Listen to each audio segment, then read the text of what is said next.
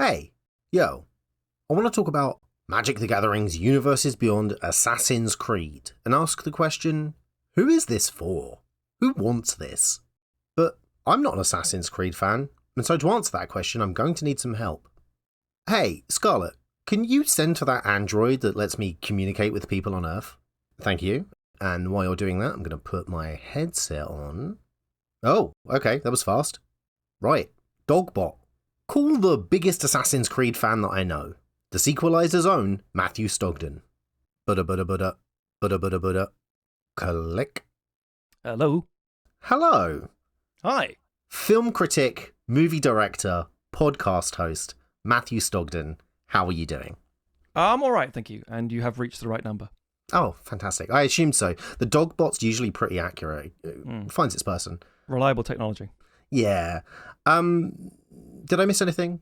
Any other things there you want me to plug? No, that was good. Oh, wonderful. Well, anyway, hello. How are you? I'm good. I'm enjoying the gravity here on Earth as always. I don't think I'd appreciate the moon. So I'm glad this is a thing we're having over this robot dog, as opposed to me being there and being a bit floaty, a bit sick. Yeah, the shuttle fees to get up here are just insane as well. It's space capitalism. It's crazy. But anyway. Yes. First question. Being that your podcast, The Sequelizers, is film-related and all about analysing movies and fixing them and pitching better ideas for them and their sequels. Correct. I have not seen the Assassin's Creed movie. Mm-hmm. Was it any good? Do you think it'll get a sequel? And if so, what should it be? My God. Okay, I'll be very succinct with this because everybody listening who's familiar with me from the podcast will think, oh, don't ask him. He's so biased. Because I gave it a relatively positive review. Okay. And I actually enjoyed a lot of it. I think there's a lot of very redeemable qualities about it. However, it is not necessarily a good movie. There are a lot of things that don't work. Some interesting ideas, but overall, no. Will it get a sequel? God, no. It lost tons of money. Did it? That's interesting. If it could have a sequel, I think it was on the right lines of doing something quite original with the world building and the universe. So I think you kind of just need to press on with that story with Michael Fassbender. Is that something that you'd want, though? I mean, because that was going to be my next question is, how accurate to the games was it? Arguably, it was quite accurate to a degree, but again, it had that focus on the lore, on some ideas of things, and it went off on a new tangent with a new story. But personally, I think it would work better as a really high-budget Apple TV series. Right, yeah. Was because they got the money. Was Fassbender playing one of the pre-established characters, or was he brand new? No, it was brand new. Brand new? Interesting, okay. So that leads me into my next question, because and the reason that I've called you. Magic the Gathering are putting out a Assassin's Creed tie-in product, and it made me wonder, who is this for? Because I don't feel like it's for me, and but then I'm not an Assassin's Creed fan, so I guess... First of all, what is your relationship with Assassin's Creed? Okay, it's a very good question because I picked up Assassin's Creed, the first one, back in 2007 or 8. It was on an offer where you get 2 for 25 quid, and I wanted Dead Rising, and I needed another game to make up the offer. Oh. And that was it. And then I played Dead Rising, and I thought, this is fine, and fell in love with Assassin's Creed. I love the idea of the world building. I love the idea of going back to the Crusades and playing through this high science fiction concept of exploring memories. And then they kept releasing series and sequels and so on and so forth. And they were always really good. They were very high quality games, got bigger and better, and so on and so forth. The story was engaging, tying in with like the Mayan calendar in 2012. It was just really cool. And it struck with a lot of people. Not just myself. It established a really big, wide fan base because it was really cool parkour action. It was very good combat. There was a weird, crazy story about Forerunner technology and there's aliens in it or something, and right? aliens, all kinds of things. Exactly, it's all kinds of stuff and tying with mythology in different locations. And that's good. Then they began to oversaturate it, and it was one game every year. So Assassin's Creed 2 comes out in 2009, then 10, 11, 12, 13, 14, 15, 16, and it goes on and on and on. And they're like, right, this is too many. They oversaturate it. So they sort of did a reboot in 2017. Are you still playing the games now, or have you sort of dropped off? No, I am still playing the games. I'm still very much a fan. I still very much enjoy them. I get frustrated at times because of it. So I've played most iterations. So the mainline series, some of the spin-offs, like the Assassin's Creed Chronicles, which is a 2.5D game. And I think the frustration is Origins came out in 2017 set in Egypt, and it's great because they reinvented it to a bit more of an RPG kind of thing. And I loved it. Mirage came out recently, which was a sort of, we're going back to our roots, and they did not do a good job of it. And it's now at the point where they're going to do a new one, and it's like, this better be good because you come out swinging. Now, to answer your question about who this is for, this is fascinating to me because since its inception, you're talking about like through the mid 2000s and all the 2010s and now halfway through 2020s. This is a franchise that's run for a long time. Yeah. And it has a really wide reach, hence why getting in its own, cinematic release. It's been merchandised as everything. I mean, everything's been Monopoly, Yeah. so there's all kinds of things. I think it's one of the video game franchises that, like, you could talk to your parents and they would have heard of it. Yeah, I think it's a recognizable brand in that sense, absolutely. So what's interesting to me is that it's taken this long for them to release a Magic the Gathering tie-in because they've released with every other thing. Now, the actual question you asked me was, who is this for? Because it's not for you, potentially. Yeah. I don't think it's for me either. Okay. Because I have tried to play Magic the Gathering a few times in the past. Okay. And I kind of bounced off it a few times. I like the idea of it, but it's like most things where you start getting into a very large, wide world. Yeah. It can be quite daunting. Well, I mean... It's also competitive. Okay, well, hang on. Before we get there, let me ask you this then. So when it comes to Assassin's Creed... And actually, listening to you speak just then, talking especially about how you've been a fan for a long time and there are more and more products coming out and you're experiencing fatigue and the quality is slipping. Literally all of that could also be applied to Magic the Gathering. and so I think I'm now starting to see the connection as to why these two brands in particular seem to fit together well. But when it comes to Assassin's Creed as a franchise, I guess, do you buy the games or do you buy physical or digital or do you get like the collector's editions because I know that they come with statues and the like? Are there other Assassin's Creed? Because you were saying about how they branch out into other things. Yes. Do you go out of your way to seek the Assassin's Creed cereal or Ezio's? Nice. To a degree, yes. I have what is known as it's a little shrine in my house basically, and it's all the collector's editions going back to like the second game, and they come with, as you say, big, very impressive statues. The actual game comes with all the DLC and physical maps and I love a map in a video game. CD tie-ins for the soundtrack. Yeah, it's cool stuff. So that's all that stuff, and I have a lot of friends who gift me a lot of Assassin's Creed things. They find like a lot of the comic series was very good. Some of the tie-in books were very good. Yeah, I didn't even think they'd do a comic. It never even occurred to me, but that makes total sense. Absolutely. Yeah. And I still buy the physical copy of the game. They come with like steelbook editions as well. So all this sort of stuff. Right. And I mean, I've got like Assassin's Creed playing cards and all kinds of things that just been like... Do you buy that or is that's things that are bought for you? This is the thing. I think in the peak era of loot crate stuff, it's that kind of thing where it would be paired in with that because people would know the franchise. Kind of like with, say, something like anime, you'd have, you like Naruto? It's like, yeah, everyone has heard Here are some Naruto. stickers. What are you talking about? Yeah, absolutely. That's exactly it. And so I wouldn't actively seek out a lot of the stuff because I know it's like slap Assassin's Creed on it, it'll sell, or slap a Spider-Man on it, it'll sell. Sure. And the quality is always questionable. Like, well, this is quite well made, but what the hell am I going to do with this? Yeah, what is it for? Okay, so you touched on this sort of briefly, but your experience with Magic the Gathering, have you ever played? Have you ever had any interest of playing? I've had a starter deck bought for me, and I've played once, basically. But it wasn't your jam. Not initially. And again, I think it's one of those things I could easily get into, arguably. And this is the interesting point. Via the right route. Yeah. I think with the right... Because again, being a competitive thing, you're playing against someone who's very experienced, and that can always throw you off like, I'll play chess against you, and that's how you'll learn to play chess. It's like, but now I've lost 50 times and I'm just angry. So it's one of the things I might get into. That said, is Assassin's Creed the route for that? Is that thing that's going to get me into to Magic the Gathering? Well, good question, because I'm going to show you some of the products that are coming out for it. Okay. And just sort of gauge your interest. I'm ready. Has this Magic the Gathering product been advertised to you? Do you know what Universes Beyond is? Did you have any inkling that they were doing a crossover between Magic the Gathering and Assassin's Creed? Did you know that was coming? Yes, is the simple answer. I did know. I was aware because, again, being a massive Assassin's Creed fan, things find their way to me. People will say, hey, you like this, you must be aware of this, or would you be interested in this? Is it, Right. And also I did have, I think it was both a TikTok and a couple of ads of videos on YouTube where there's a lot of similar crossover between like other channels that I follow, where it's like, oh, hang on, there is a thing coming, and then my immediate reaction, that almost knee-jerk lizard brain reaction is, next question, do I care? Am I going to investigate this? And the honest response to that is, I'm curious what the cards are. Okay. I'm curious how they're going to tie in Assassin's Creed into this game that I'm not as familiar with. So it's like, Well, I think it's at this point that I get the people in the comments angry, because what I'm going to do now is tell you the truth of it. And well, I'll let you make up your own mind. Let's just go with the facts. So to start off with, it's coming out on the 5th of July, and it is, and you might be able to clarify this for me, a celebration of 16 years of incredible storytelling with tabletop gameplay. But Magic the Gathering is older than that, so I have to assume that it's saying, is Assassin's Creed 16 years old? Yes. Or That's what, it is. That's what Okay. So, because technically speaking, the most recent Assassin's Creed game, i.e. Mirage, was released with this very fancy 15 plus years of celebration thing. But yes, it is right. now Okay. It was the wording of 16 years of incredible storytelling with tabletop gameplay, and I thought, well, that's not a tabletop game. Whatever.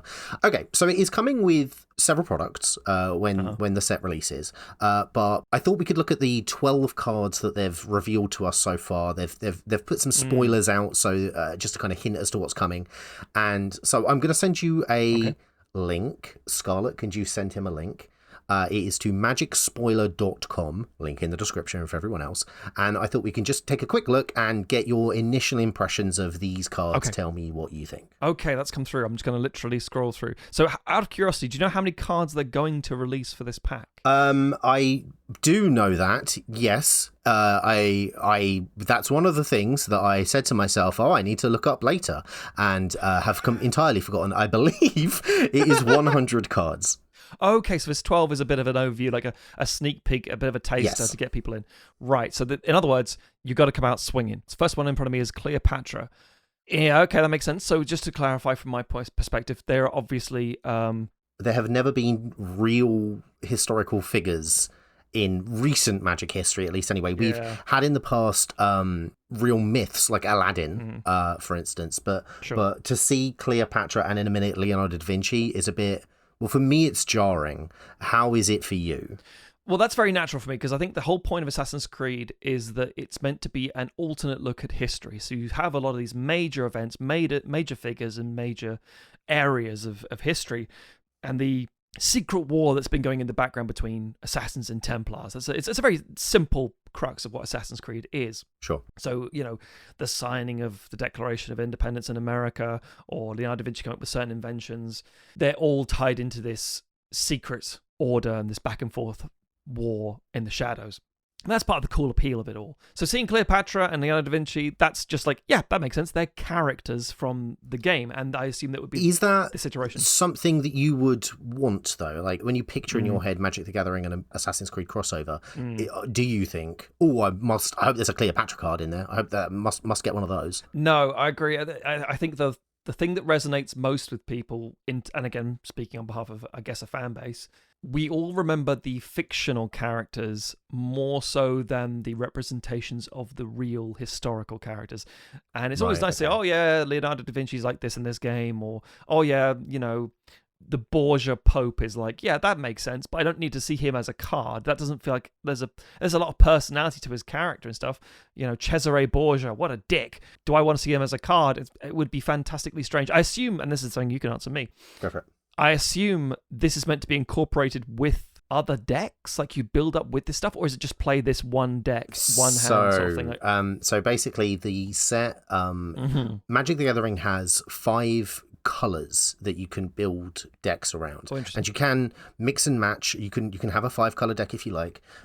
With these cards, they're going to encompass all 5 colors, and so for instance, you'll notice that Cleopatra is green and black, but Leonardo da Vinci there is blue.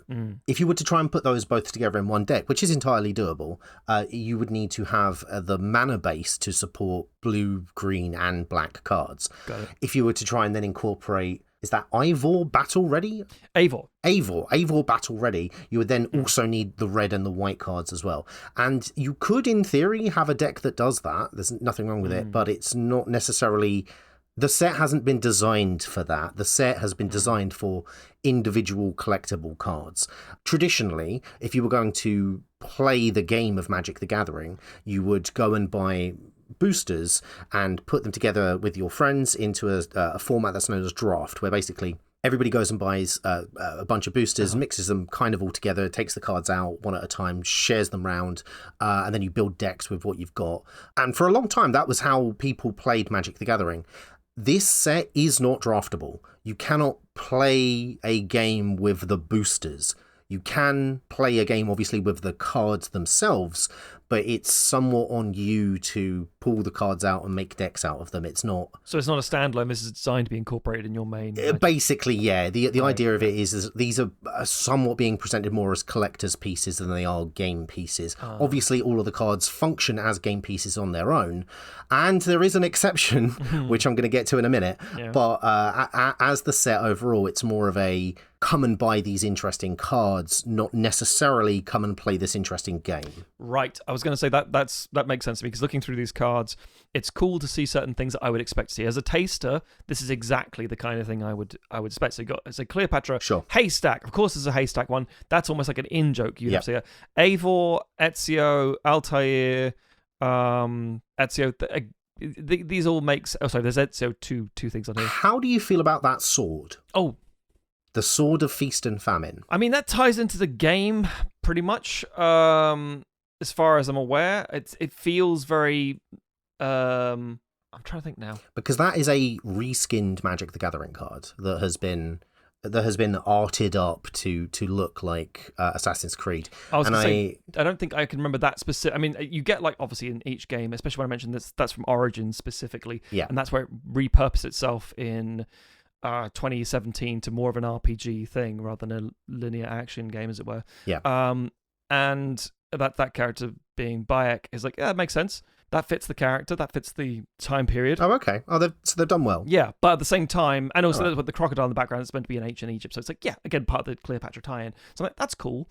And there are obviously in Assassin's Creed a lot of mystical, strange phenomena that are either linked to this alien forerunner stuff, or different ways that this singular bloodline of what the assassins are, who they see these things, this eagle vision, that kind of stuff. It all makes sense that there's a lot of strange elements. And on top of that, in the DLC, in Origins, he goes to, like, the afterlife, and fights giant scorpions. So there is all kinds of things that ties in with this that make it work, basically. It doesn't need to be like, oh, hang on a minute. Okay. I thought this was all about, a guy running around in 1500s Italy stabbing people and helping a painter out. It's like, yes, but there's also aliens who took through time. But you're saying it's okay it's okay to have a slightly more mystical element to it. Yeah, that actually very much feels like an assassin. And this is interesting, because like you have the sorcery card there. That ties in with the lore, with the idea of the game. Yeah. Weirdly enough, there's been there have been tie-ins with Assassin's Creed in the past, and so many different things. In Origins specifically, it was a Final Fantasy 14. I was going to mention that when you were talking about the DLC. Yeah. Yeah, and they were like, how do we get a chocobo in this? I'm like, well, that's really cool. And they're like, well, we'll reskin a horse. And like, you'll do what? So it's a 4-legged chocobo. I'm like, this doesn't work. This is weird. And it doesn't make sense story-wise. But the weirdness of it kind of does tie into Assassin's Creed. There's always been, and the way that it does it very cleverly, in my opinion, it's a story set in the contemporary period, in modern day, and they go to the Animus, you plug yourself in, you go through DNA memories to the past, and you view these people's memories and you live out the experiences. And they can always play things off of like, well, that's a glitch in the system. Someone's hacking the system. Something's going wrong. Almost like the Matrix style. So overall, you're pro the card. Do you think they've done a good job here? Outwardly, as a non-Magic player, but at the same time as an Assassin's Creed fan, this is what I'd expect to see. Characters from the game, specific locations. I'm like, there's a tie in there with Assassin's Creed Unity for the Cover of Darkness. That clearly is Paris. Okay. And Hidden Blade and the Animus and things like that makes sense to me. I'm glad I called you. I hadn't spotted that was Paris, and I hadn't spotted that other card was Egypt. So, like, you know your stuff. That's good. I'm going to change tact a little bit, because I want to play a game with you. So you've seen the cards. What I'm going to do now is I'm going to put up on screen some of the products that are coming, and I want you to guess the value of them, as in the monetary cost. Okay. To start with, this is the Assassin's Creed starter kit. Mm-hmm. All of this, everything I'm going to show you here is Amazon pre-order. Okay. So it's not actually out yet. And I guess prices might change, but for now, this is standard RRP, right? Yes. So this is 2 playable decks of 60 cards, which I found interesting when I heard that they were releasing this, because the set itself is not, like I say, draftable, but they have taken cards seemingly from the set and made playable decks. This won't include all of the cards, but it will be a selection of them from the set, some of which are exclusive to the starter kit. So if you wanted to collect all of the cards, you would need to buy this starter kit as well. How much money would you like to spend on this if you were buying? Okay, if it's 2 decks, probably legal in most formats, I would imagine, but probably not particularly competitive. I would say 20 or 25 pounds would be the high end. Yeah. And more like 15 quid thereabouts would be... This is £15.99. And if I'm being honest, I think actually reasonable. Yeah. I think the reason I feel that way is because not only is it quite a few cards for the money, it being 2 decks, but it's also a playable product. It's a toy. You can actually... It's a game. You can do something with it. Yeah, rather than be something to put on a mantelpiece. Exactly. Well, yeah, I must admit, I mean, again, I'm kind of used to tie-ins like this being extortionate and being a bit of a rip-off for both fans. Because it's almost like, oh, double the fan base, double the price. I'm like, are you out of your mind? This is, in fact, halving both fan bases. Funny you should say that. This is the Assassin's Creed Beyond Booster box. Okay. Now, the packs will be available for sale individually, but they have not listed a price for those here, so I can't tell you how much those are. But there is a price for the box containing 24 Beyond boosters, of which each pack contains 7 cards. Okay. So there are 7 cards in a pack, and there are 24 packs in a box. And remember, you cannot play a game with this box if you... Well, you could. You'd have to make it up yourself. It's not designed to be played. So how much money do you think this is? Ooh, really tricky. Well, first off, let me ask you this. Yes. How much would you be willing to spend per pack? Just a single pack? I mean, okay, I'm going to give you a succinct answer as best as I can. Back in my youth of, like, collecting Star Trek cards and football stickers and things, it'd be like a couple of quid. And obviously, if I scale that for inflation and mad stuff, I'd say they'd probably be charging at least a £5. Subsequently, I'd say for a booster pack, I would assume they would charge for 7 cards extortion. Of 7 cards? Yeah, 7 cards. I could think they pull out maybe a £5 or £4 maybe. So they recently put out a similar product to this, which was called Epilogue Boosters, that I did a whole video on. Sure. And they were £4.80 each. Oh. Now they're not the same product, but let's look at now. Bear the price in mind that you said. Yes. How much then do you think a box of 24 of those packs would be? Okay, well let's say for argument's sake, is a £5 times 24, so that would be £120. It is $139.99. Oh no. Okay, that's it. See, this is what I was going to bring up a question for you. So, because... hold up, because I did the maths here. That works out to be £5.83 per pack. Yeah. That's nearly £1 a card. And you're buying in bulk, which in theory should be saving you money. A reduced price, which makes me think, how much are the individual packs going to be? Are they going to be £6-7 quid? £1 a card? Well, that's mad. Yeah, I thought maybe £7 when you suggested that as well, because the only thing that sort of derailed me was that starter kit being 15 quid. Right. I was like, oh, because that higher end of £30, I could see them. And again, it's the idea of where's the money in this. A starter kit is what gets you into this, but boosters, I suppose, is where you make the continuous amount of money and keep rolling that in. But again, I question, like, and this is a thing for you, really, would you say a lot of people do buy an entire box of 24 boosters, or is that just like, oh, a shop will buy this? A mix of both. There's a selection of people. There's a whole swath of people out there that will buy to collect and really just enjoy the gamble of opening up packs to see what cards they're going to get. I understand that. And then there are people that will do that exact same thing, but to resell the individual cards. And then there are people that just buy the individual cards and will never open a pack in their lives. Fair play. The target market for that booster box isn't stores, though, because they shouldn't really be buying through Amazon. That price is direct to... Yes.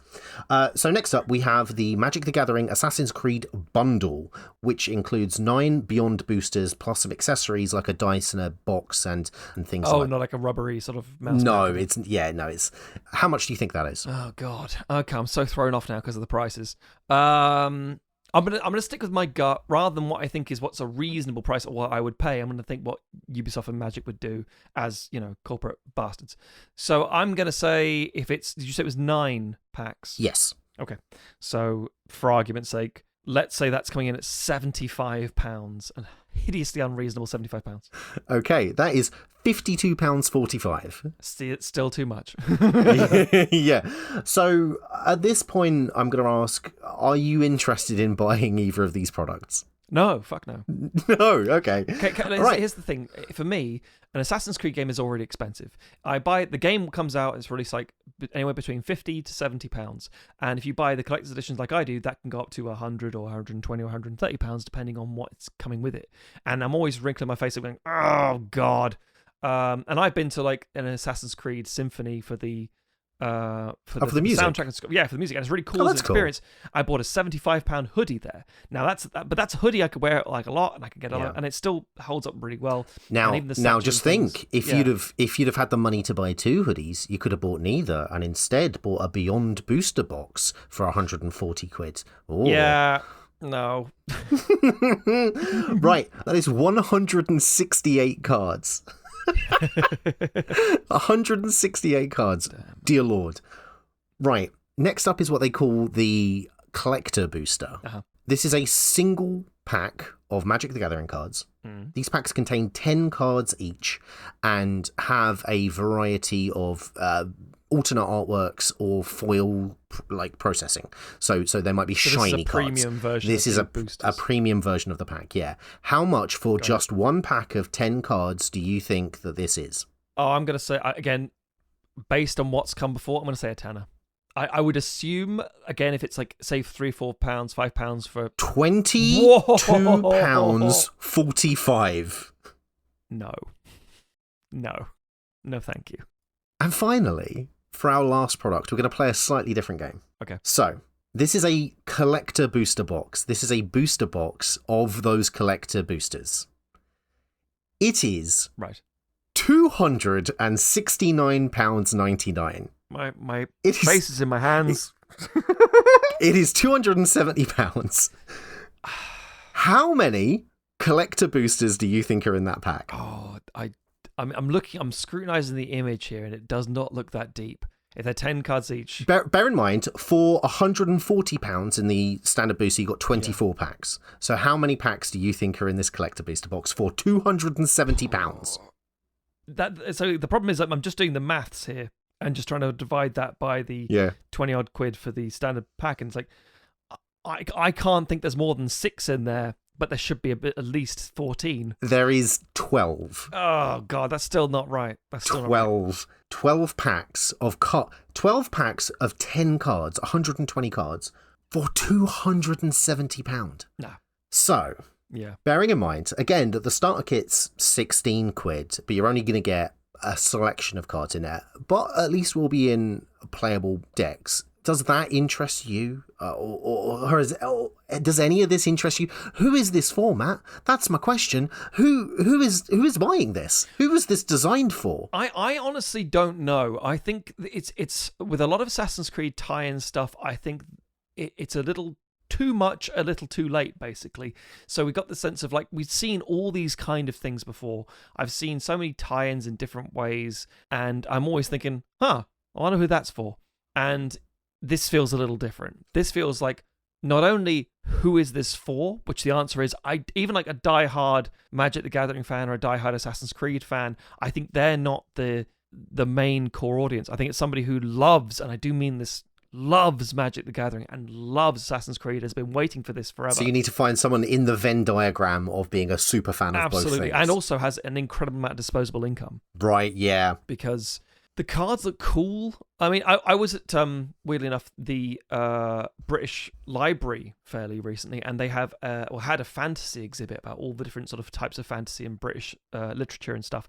And there was a wall of Magic the Gathering cards. Oh, that's cool. And it was very cool, and incorporating not only that, but they were talking about Dark Souls, as well as like Neil Gaiman and old classic stuff like Tolkien and things. So it was really fascinating and really quite cool old exhibits of like a 12th century copy of like Sir Gawain the Green Knight and stuff. But Magic the Gathering is included, and seeing it on the wall, these cards lined up and framed. I thought that looks pretty nice, actually. That's a nice bit of artwork to just go on the thing with all the different card details. I will give it that. Some of the artwork is absolutely gorgeous. And that's what I think this is one of those things where it's like, that's a niche it could hit. Like, I want these cards so I can frame them. I want them to present them. So I guess my like thing to have and use. I guess my final question then, because that kind of leads nicely into that, is final question, but a leading question before my final question. Are you tempted to buy the starter kit? No. Just to give it a go and just to have a play? No, I think that's very carefully and creatively done, like drugs, where the first taste is free. When you said £15, so that's like that. That's amazing for the amount of stuff you get with that. That's really solid. And then and now you're paying this. Now you're getting the legs come out at you, and some sort of loan shark comes out of nowhere and says, "You're gonna buy this booster pack. It's £270." Like, oh my god! So no, I wouldn't touch it with a barge pole, because at the end of the day, I don't know the point. It's just too expensive. Yeah, it's too expensive. And there's also the risk that if I did like it, or I did think this is actually quite cool, I would then be hooked on this. Well, now you're right. And now that's my actual final question, because that was the first one was the lead in. This is the actual final question then. Okay. If someone, because you said earlier that people will buy you gifts of things that are Assassin's Creed, so if for Christmas this starter kit winds up in your stocking, has been delivered to you by Santa, and you play the game, do you think that having a product that specifically features Assassin's Creed lore and characters would make you go, this was fun, perhaps, if you've enjoyed it? Would it make you interested in looking at other Magic the Gathering sets, stories, characters, lore? Could this be a gateway into the game at large? I'm going to give a semi-cryptic answer, but then a very direct answer. Okay. Ultimately, the direct answer is probably not. Now, to explain very briefly, just to bring it back to the film world for a second. Okay. There are so many times when these cross-promotional things come out where people think if somebody enjoys the movie, they'll go off and do this, they'll go do that. And so, for example, Super Mario Brothers is one of the biggest films of last year. Yeah. And it's like, will that mean more people play Super Mario games? Like, Mario's already huge. Didn't need a film to get other people to start playing on a Switch, for example. And if you take comics, for example, there's always this illusion that, well, if I just get them to love Iron Man, they'll all read Marvel comics. And it's like, that flow of traffic doesn't tend to go that way that often, because one medium is always struggling to catch up with the other. I think we're even seeing that in things like because one argument that could be made against that is, well, merchandising, people will go out and buy Iron Man t-shirts and lunchboxes. That's true. But if you then look at the struggling Disney Plus television series, like, I'm not sure how many people watched WandaVision, for instance, and then went into Multiverse of Madness and knew what the hell was going on. The writers didn't. Yeah, the Marvels, as far as I'm aware, has flopped.